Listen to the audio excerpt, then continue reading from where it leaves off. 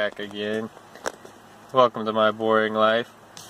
Today I just wanted to talk about long-distance relationships. I've had a lot of people ask me questions because me and Angel, we were long-distance for a year before we actually got together in person. We were long-distance. We had having a relationship long-distance for about a year, just through text and Skype.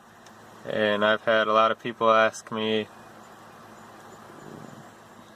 how to go about that the best way and how to work through your problems and basically just have a good relationship that'll last in the long run. And I've got 10 tips to do that.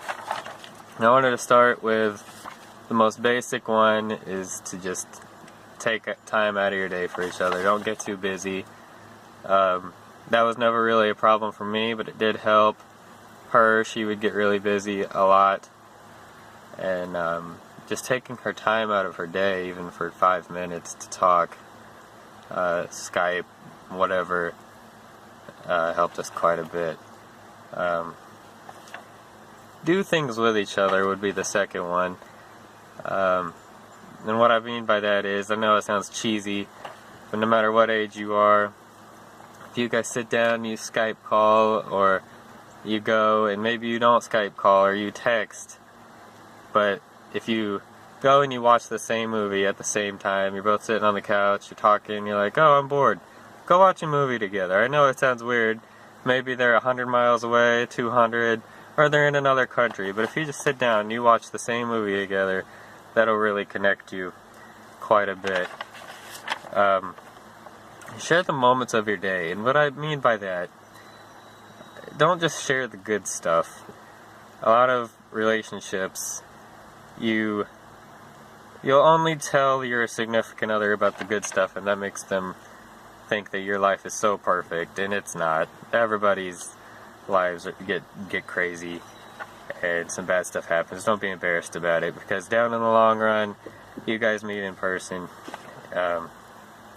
and your life's not perfect. She's going to realize that, and you're going to end up fighting. She's not going to understand, or he's not going to understand. Be honest with each other. Fourth one, make goals with each other. A lot of people, they get into a long-distance relationship, and they don't have a goal set out. You're just there. I'm not going to judge, but for whatever reason, be in the relationship for a good reason, and make goals with each other. Plan on getting married, and share what you want to do in your life, because maybe your lives don't match up. Maybe she wants to go do something completely different than you in her life, and that's fine. And maybe you guys aren't meant to be. So put your goals out there clearly, and then once you get goals together, dream about them often. Send letters in the mail. That's the fifth one, I think. I don't know, I'm not counting. Send letters in the mail. Send her boxes. Send him boxes. Send him letters. Mail. Snail mail. You know, I know now it's so easy to just shoot a text or call or Skype. Don't do that. I mean, yes, do that, but don't make that what your relationship is based off of, you know. She has a birthday coming up, or he has a birthday coming up, send him a package, you know. And not even just for holidays, but if you send her a letter, it may seem old school to you, but trust me, that will make her smile, or him smile, more than anything. And if you're a girl watching this video and you have a boyfriend who's long distance, you're thinking, oh, he's not going to want to read a letter, but trust me, it makes a guy just as happy as it is going to be you. Give your other person updates about your family and about each other's family, what's going on. Tell them about your sisters or brothers or whatever. It may seem like small talk, but trust me, it helps a lot, and it gives you guys something to talk about. That's just a little little small one that always helped us. Again, because it gives you something to talk about and it makes your relationship seem more real. Give each other pet names. And what I mean by that is, I call my girlfriend Angel Koala Bear, or I used to call her Chicken. And it doesn't have to be an animal, just whatever you want to call them. Pet names are always cute, and it makes your relationship more fun and real. And this whole thing I've been telling you guys to spend time with each other, all that. But don't spend too much time to where you don't have your own life, because after a couple of months, if you guys are always up under each other's butts, you constantly text, one of you is either going to get really sick of it or really bored, and you're going to get sick of not having time to do other things that you want to do. I know that was a pretty big problem for us a little bit there, and I know how much that can put a hurt on your relationship. The ninth one, I had a really, really big problem with this, and I know a lot of guys that do, is you get jealous really quickly. She goes out with a friend, she's not hanging out with you. I understand it. You can get mad, get jealous. Try not to. Still to this day, even though we are together, she goes out with even one of her girlfriends, I get really jealous, and that's something I'm trying to work on personally, and that's probably something a lot of you are having issues with. But try not to get jealous, and trust her. She ain't going anywhere. And if she does, maybe you guys aren't meant to be. Lastly, surprise her. Surprise her with mail, a box. It goes back to what I was saying before. Or she goes to bed late at night, you write a super, super long message or a poem, and you send it to her, and she wakes up to it. It may not seem like much, but trust me, it will make her smile more than anything else. And same with you girls, send it to him. It'll make him smile a lot too.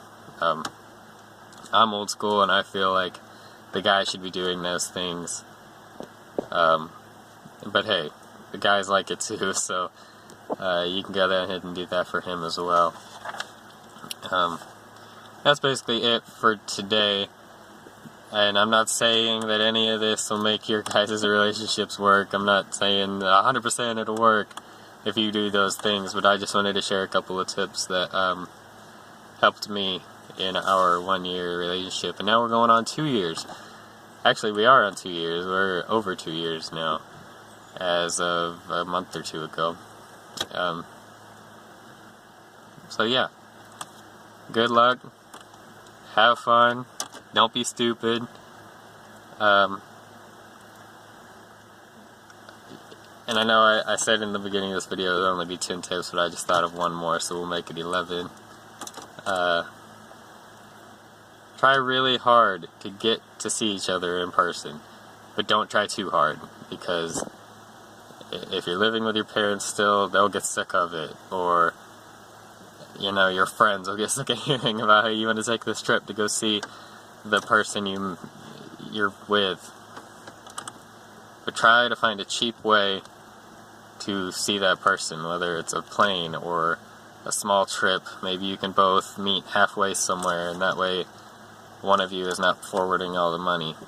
Or maybe one of you can come all the way and the other person pay for the food and your hotel, or if you're going to stay with that person, that'll be good too. Just try and find a cheap way to where you both can split the cost and see each other and meet. It doesn't have to be on a regular basis, just once every couple months, so you guys can be with each other permanently. So I hope you enjoyed this video. If you could please hit that subscribe button, that'll help us a lot. Just a quick update, I am going to be trying to do my videos on Wednesdays, because I have off of work on Wednesdays. I'm going to try and get Angel to do Mondays and Lukas to do Fridays. So far Angel is still in Alabama for another week or two. And yeah, so here's my second video for the week, so I'll be subbing in for Angel on Mondays until she's back. So have fun with your boring life and welcome to mine. You're always welcome. Thanks for watching.